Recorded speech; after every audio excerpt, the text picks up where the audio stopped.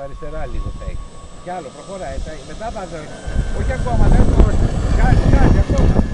Κάτι, δώστε. Αυτό ήταν. Τελείωσε. Κουκλί. Πού. Ράδες μαλάκα. Σιγά, μην του κόβεις να το κάνει. Στη μέση τον κάισο και κάνε ηρέμησε. Κάνεις διελεύσου.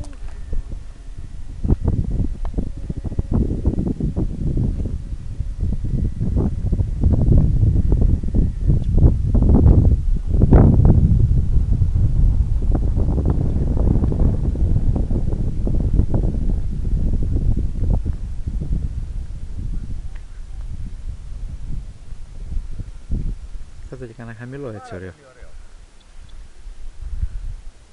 Έτσι με χαμηλή ταχύτητα για να το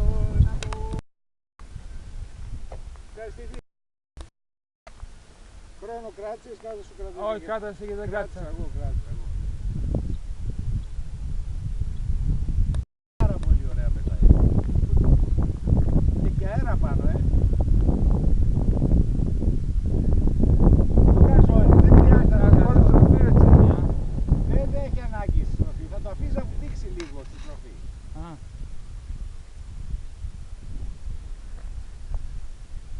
Τον γκάι σου εκεί στο 70% το πολύ θα το έχεις τώρα.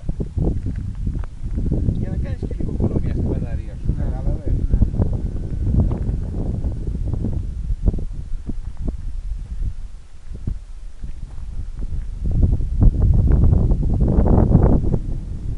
Τώρα που δεν είχες ούριο τον άνεμο, είδες τι σε επιτάχυνε.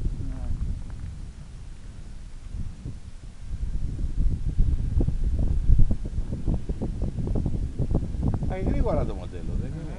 Εκεί θέλει το μοντέλο, αυτή είναι η ταχύτητά του, η scale. Βλέπεις τι ώρα πάει.